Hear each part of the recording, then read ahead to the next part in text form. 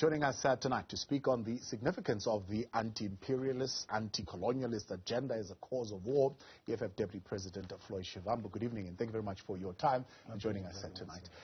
Before we get into that, let me use this opportunity and indulge me a little bit. The President making the announcement as per Section 8 of the Traditional and Khoisan Leadership Act to recognize the King-elect, Mr. Zulu, as the King of the Amazulu nation. What's your response as the Economic Freedom Fighters?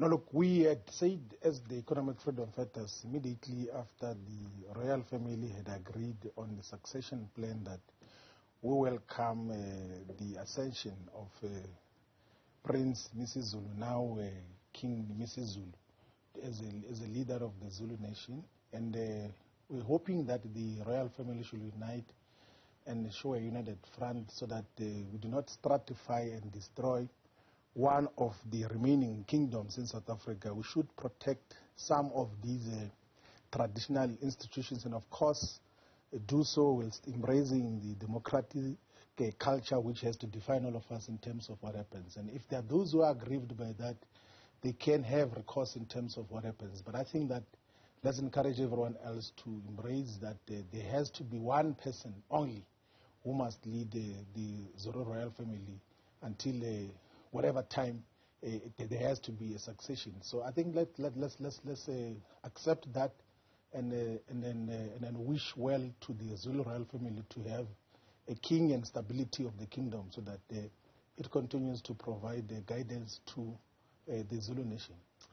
Thank you very much. I appreciate that. Let's talk then a little bit about what you said during the debate yesterday. I mean, in a sense, you welcome what you call the military operation by Russian Federation in the Ukraine. You're saying as anti-imperialist, anti-colonialist emancipation movement, you support this military action which is preventing the expansion of NATO into the east part of Russia. Now, my question is, how significant is this anti-imperialist, anti-colonialist agenda as a cause of war? In other words, 20 or so thousand people are reported to have been killed and millions others have been displaced. Is the political ideology far more important than those lives that have been lost?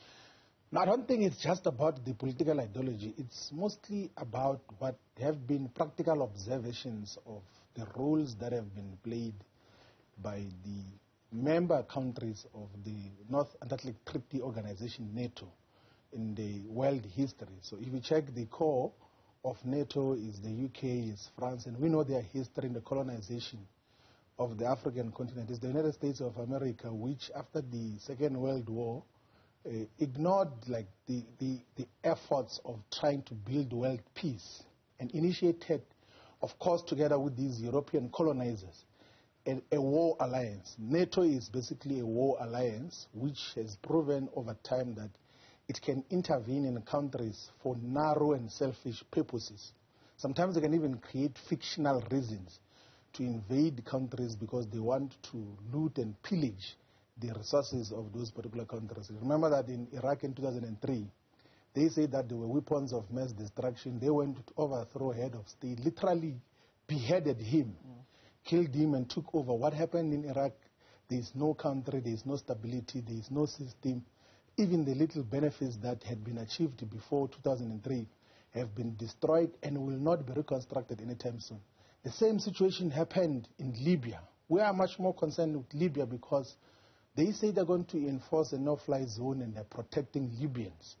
But what has happened? Libya has been taken more than 100 years back in terms of the levels of development that it had to experience. Remember that under leadership of Muammar Gaddafi, there was lots of progress in Libya. Libya was one of the very few economically sovereign countries in the entire African continent. It had the resources. It was the biggest financier as well of African continental organizations like the African Union, the Pan-African Parliament, and a variety of other institutions. But it has been destroyed to zero. Now we do not know what to do as the African continent, particularly when it comes to partnerships that have to be domestically or continentally financed, because the Americans have destroyed that particular country. So we know that whenever NATO pursues an expansionist model and agenda, their intentions are never genuine. It's never about peace. So NATO is not an instrument, it's not a vehicle to achieve world peace. It's an instrument of war, and majority of times of selfish wars that are about enriching the United States of America and protecting its global hegemony. That is one thing that has to be dealt with. So in terms of the Eastern Europe situation, is that since the collapse of the Soviet Union, of the USSR, first the NATO went to take the Baltic states of Estonia, of Latvia and Lithuania to then join NATO, which basically means that whatever happens in those countries, the US and these Western powers from Western Europe are going to then act as if they are the ones who are having conflict with whoever could have started a conflict with those countries. But the manner in which they have been moving has been an attempt to encircle Russia, which is a security threat that has to be averted. So the primary purpose, which we understand ourselves independently, and then of course out of the constant engagements, is that the preemptive military necessary action that Russia is engaging in Ukraine is about preventing the expansion of NATO into the territories and the borders of Russia. That is the primary reason that all of us associate with, because, by the way, we have got lots of military bases of the United States of America in many parts of the world, more than 750 military bases, including here in Botswana, where there's an Africa Command Center, which if the United States of America wants to take over South Africa through military means, they can just operate from Botswana and undermine the territorial integrity of South Africa in any other neighboring country. So that is one of the issues that we're concerned about, that we cannot have a war alliance, which primarily was formed to resist the Soviet Union. The Soviet Union is no longer existing. Why are they continuing to build a military alliance, war alliance, that is about intimidating those who are opposed to them? That is a major issue that we are opposed to. You speak of the U.S. paranoia. NATO currently is not in the Ukraine. In fact, I was listening to one of the networks earlier on. One of the diplomats from Russia actually said, Zelensky has actually said he is not joining NATO. Of course, he's unhappy with how they've responded to his call for assistance. So is that not a similar paranoia from the Russian point of view? No, as a matter of fact, the Ukrainian army is being supplied by NATO members in terms of the military equipment and heavy equipment that is trying to fight back against the demilitarization which the Russian Federation is engaged in. And to say that they are disengaging now, it's a recent development which was only announced today.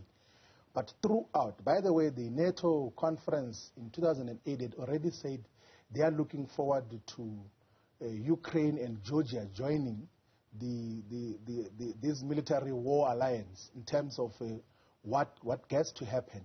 So there were already processes that were far ahead to integrate Ukraine into NATO. It's only now in the recent past when the president of Ukraine realized the foolishness of saying NATO must go and reinforce his military and literally declare a no-fly zone over Ukraine with the recent developments, that he then realized that it is not the most practical, it's not the wisest of options, because if you say that NATO must declare a no-fly zone over Ukraine, it means that the Americas and the Western European countries of UK, of Portugal, of Italy, of Germany, must literally go and put anti-aircraft machinery and armaments within Ukraine to shoot down the Russian aircrafts, and that was going to trigger a world war. So that is a foolishness that had to be averted by everyone else. And at least there was appreciation amongst all the major role players that you cannot just go and declare a no-fly zone without having thought what could be the consequences of that in terms of what happens. So the threat of Ukraine joining NATO has always been in existence. It's only in the recent past. And actually the announcement of saying that they are going to desist from NATO, comes as part of what I think is a recent development, which came literally today to say that let them develop a 15-point plan to say that let Ukraine be a neutral territory in terms of military alliances. In the same way, Austria and Sweden are, because like if you have strong military presence of particularly Western European countries and the U.S. around Russia, encircling Russia, it is an existential threat to the Russian Federation, which is going to cause the instability which has to be avoided at a global scale. It is not a contradictory position that you hold. At one point where you're saying our stance towards the legitimacy and sovereignty of nations is something that we support. Like you would want, for example, to support the sovereignty of South Africa, the sovereignty of Botswana, sovereignty of Swaziland. Yet you don't share the same stance when it comes to the sovereignty of the Ukraine to choose which association they would want to associate with. So the principle, a global doctrine which the Russian Federation has always been emphasizing and defending is called the equal and indivisible security, which basically means that as a political territory or as a country, you can't form alliances that threaten your neighbors. So if you're in a region, you can't say that, no, you guys are safe in terms of whatever happens in your country, but I'm going to bring all these war criminals into my territory. They are coming to take care of my interest only. It doesn't work like that. The United States of America refused the USSR when it was deploying missiles to be in Cuba. Cuba is very close to the United States of America. They will never allow any of the neighboring countries, whether it's Mexico or Canada or any of the neighboring countries, to have, whether China or Russia, going to have military bases in the territories. But they continue to expand themselves into areas where they're not supposed to be. And that threatens global stability and peace. It threatens a different trajectory that we must move into, which is not defined by who owns the highest number of nuclear weapons or guns or armaments. It had to be a different trajectory altogether. So Russia is legitimately concerned by the encircling of its territory by the United States of America, which has proven over time that it can irrationally and unjustifiably invade countries seeking natural resources. Remember that Russia is the biggest supplier of gas and oil to the entirety of Western Europe and many other parts of the world as well. It's a strategic role player in the global economy. So perhaps in terms of trying to counter the rise of China currently, they think that they can encircle China and later on take it over for their own narrow purposes. And that is what we're not going to agree with. That is the anti-imperialist stance that the economic freedom fighters stands for. That is what we have defined ourselves as when we founded the organization in 2013, that we are an anti-colonial and anti-imperialist movement. All right. We appreciate your time. Thanks so much for coming on. Deputy President of the Economic Freedom Fighters there, Floyd Shivambu.